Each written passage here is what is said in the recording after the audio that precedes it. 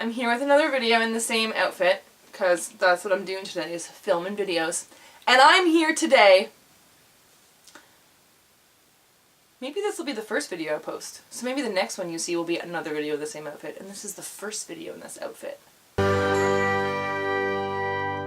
Anyway, I'm here today with my favorite reads of 2018! Isn't this exciting? So anyway, these are not in any particular order. I don't even think I have a single favorite of the year, which is the first time in a while that that's happened, but that's okay. There were a lot of really good books that I read this year, and these are my faves. They're not in any particular order, they're just in the order that I found them on my bookshelf and put them off, and then I'm just going to go in the stack that they are here, from top to bottom. So the first one here is Meg by Steve Alton. This book was terrible, but it was also amazing. So like, it's really cheesy, and the writing is really cheesy, and the stuff that happens is really cheesy, but it's so much fracking fun that I just loved it. Like, I just loved it. I was so passionate about this book as I was reading it when I was done reading it, and I was telling everyone they had to read it, and then, but I don't think anyone's going to. But it was great. It had a lot of really laughable lines. And it was just amazing because it was about a giant shark dinosaur eating people, and it was fabulous. The next book here is, this is I think my first 5-star read from 2018, which is Thin Space by Jodi Casella, which is about a boy, a 17-year-old boy whose twin brother has recently died, and it's about him dealing with that and also trying to find a thin space, which is a thin space between the living world and the dead world where you can cross through and talk to the dead people, and it's about him trying to find that so he can talk to his brother again, but there's also a really weird secret that's unfolding that's pretty mind-blowing, and I figured it out before it was revealed, but it didn't change the quality of the story to me. It just kind of made it more interesting because I was just waiting for it to be revealed, and I thought it was really well done. It was really chilling, and the ending made me really, really, really emotional.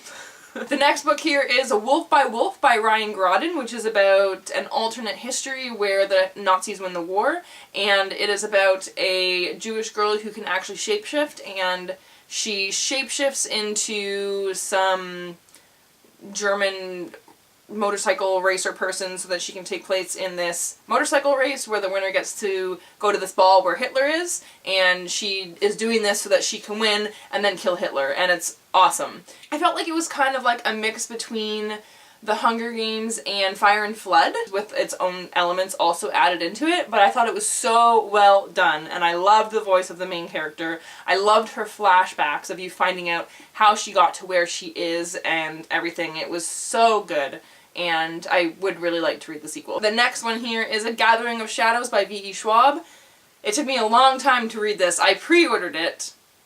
When did it come out? I don't know, a long time ago.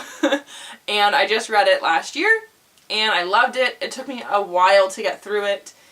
I'm not sure why, but I enjoyed every second of it, and I was kind of glad that it took me a while to get through it because I could enjoy it longer. It's a little bit of a slower paced read, but it's not boring. It's just kind of like takes you into the characters really well and into the world and everything, so you just kind of get sucked in and get lost in it as you're reading, and I really loved it. This is the sequel to A Darker Shade of Magic, which is about 4 different alternate worlds, and in each alternate world they all have a London, so all the Londons basically they overlap or whatever, but only certain people can travel between the alternate Londons, and it's about someone who can travel between alternate Londons and ends up getting in trouble and people are after him, and it's excellent. The next book that I have here is George by Alex Gino, which I read in a day, and it is about a 9-year-old girl that everyone sees as a boy, and it's just about her experience with letting herself like tell people about how she feels and who she is, and people accepting her and not accepting her, and her like learning what trans means, and it's really good and really sweet, and I highly recommend it to everyone. The next one here is The Hayden Game by Sally Thorne. I just thought this book was so much fun, and I absolutely loved the main love interest guy in it, Josh. Absolutely glorious. It was great. I just thought it was so much fun. It was funny. It was lighthearted. It was sexy. It was so good. And it's just about 2 people who work in a publishing company together, and they both hate each other, but they don't actually hate each other. They're actually totally in love, so it's about them, you know, and discovering that. yeah, it was a lot of fun. What If It's Us by Becky Albertalli and Adam Silvera. Oh my goodness, I adored this book. It was so, so good. I actually got to read an arc of it, and I'm so glad that I got to read an arc. I just got to read it before other people, and it was great, and I bought it right on release day as soon as it came out. And this is just about two boys, one person who lives in New York and one who's just in New York for the summer, and they meet in a post office and have this like big epic meet basically, and then they split ways. They don't know who each other are, but they both want to see the other person again, and they're looking for each other, and they find each other, and then it's just, it's so good. It's so good. And a thing that I really liked about it was how real it was, because it wasn't all perfect, he likes me, I like him back, let's kiss, perfect dates. Like, there was communication problems, and there were, like, fumbles and awkward moments, and people being afraid and nervous, and I just felt like it was so realistic and cute and just perfect. The next one here is the last book that I read in 2018, and that is We're Okay by Nina LaCour, which I loved, obviously, that's why it's on this list. It actually really reminded me of Thin Space. Not in like the mind-blowing, hair-raising way that Thin Space has or anything, but I thought that the writing style and the storytelling and the emotions that are brought up in him were very, very similar, so it really reminded me of it, and I feel like if you liked one, you'd probably like the other. But We're Okay is about a girl who is staying at her dorm by herself over Christmas break, because she has no one to go home to. And her friend, who she hasn't spoken to since before going away to school, is coming to visit her for 3 days. And it's just about basically their 3 days together. And it has flashbacks of what happened before coming to school and why she doesn't feel like she has anywhere to go, and what happened between her and her friend because they haven't talked since she went away to school.